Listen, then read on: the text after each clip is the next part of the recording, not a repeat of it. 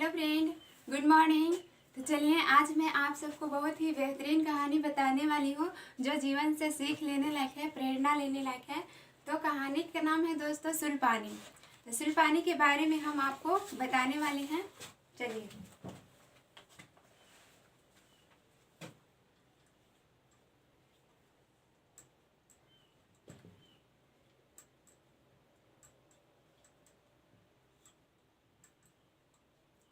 कहानी का नाम है दोस्तों सुलपानी।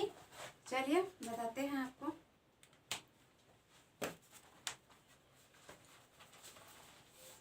दिन ढलने लगा था। भगवान महावीर घूमते हुए आस्तिक नामक के गांव में पहुंचे। गांव वाले भोजन करके आराम करने जा रहे थे, तभी उन्हें भगवान महावीर के आने की सूचना मिली। पूरा गांव देखने के लिए उमड़ पड़ा। भगवान महावीर जिस जगह ठहरे हुए थे वही सुलपानी नामक का महावीर जिस जगह ठहरे हुए थे वहीं सुलपानी नामक का एक राक्षस रहता था। तो दोस्तों भगवान महावीर घूमते घूमते आस्तिक नामक गांव में गए थे। वहाँ एक जगह ठहरे थे, आस्तिक नाम के गांव में ठहरे। वहीं सुलपानी नामक का एक राक्षस रहता था। वह अपने हाथ में शूल जैसे नुकीली हथियार रखता था। इसी कारण उसका नाम सुलपानी पड़ गया था। उसके पास कौशिक नाग का एक विषैला सांप था। एक विषैला सांप भी हो रखता था। उसका सांप का नाम था कौशिक। भगवान महावीर एक पीपल के पेड़ के नीचे बैठ गया। पीपल के पेड़ के नीचे महावीर भगवान बैठ गया। थोड़ी ही देर में वहाँ सारा गांव इकट्ठा हो गया। सारे गांव के लोग वहाँ आ गए भगवान महावीर के पास। भगवान महावीर की बात सुनने के लिए बातचीत खत्म होने पर भगवान महावीर ने लोगों से अपने अपने घर जाने के लिए कहा। जब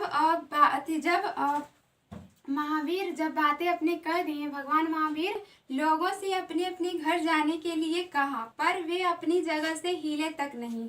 गांव वालों ने उनसे भी गांव में चलने के लिए कहा। गांव वालों ने भी बोले महावीर भगवान से कि आप भी हम लोग के साथ चलिए।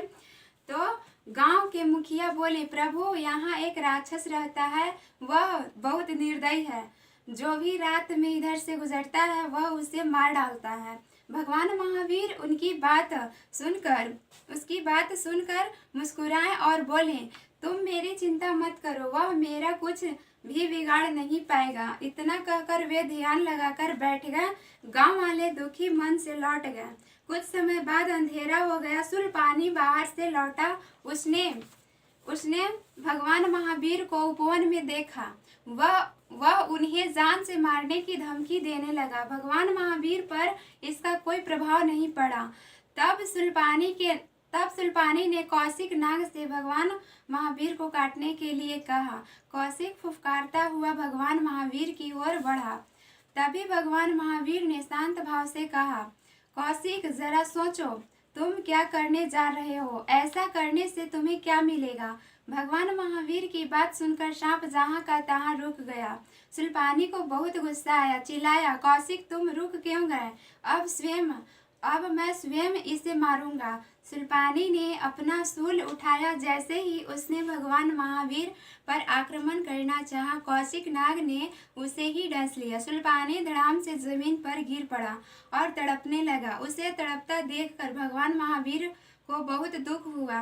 उन्होंने कहा, सुलपानी घबराओ मत, मैं अभी जड़ी बूटी लाकर तुम्हारा उपचार करता हूँ।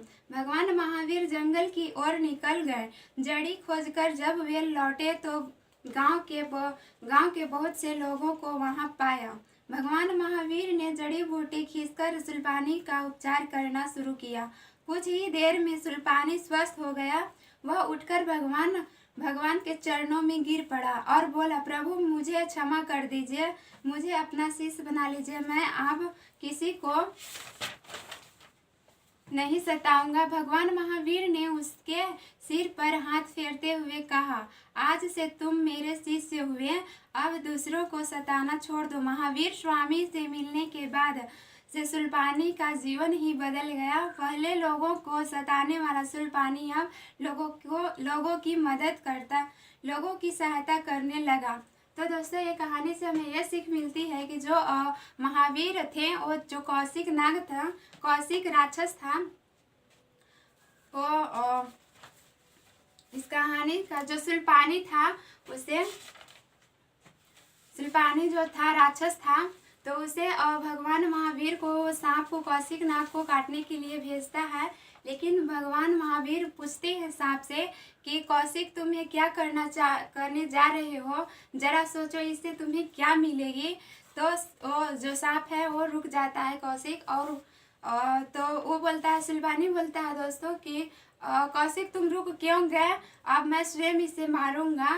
तो जब जाते हैं कौशिक नाग, जब सुल्पानी जाता है मारने के लिए, तो कौशिक सुल्पानी को ही डस लेता है, क्योंकि भगवान महावीर बहुत अच्छे रहते हैं। महावीर जो हैं वो सच्चे इंसान रहते हैं, इस वजह से सुल्पानी उसे कौशिक नहीं काट पाता है, तो उसे भेजा जाता है। फिर भी इस बात महावीर जो हैं वो कहते हैं, उपचार करते हैं। और कहानी से दोस्तों हमें यही सीख मिलता है कि किसी के प्रति गलत न सोचें, किसी को दुख ना पहुंचाएं, अच्छा काम करें और सच्चे इंसान के साथ सच्चा व्यवहार करें।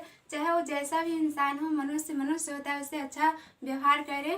तो ठीक है दोस्तों, और चलिए अभी के लिए बाय, और फिर मिलूंगी अगले वीडियो में।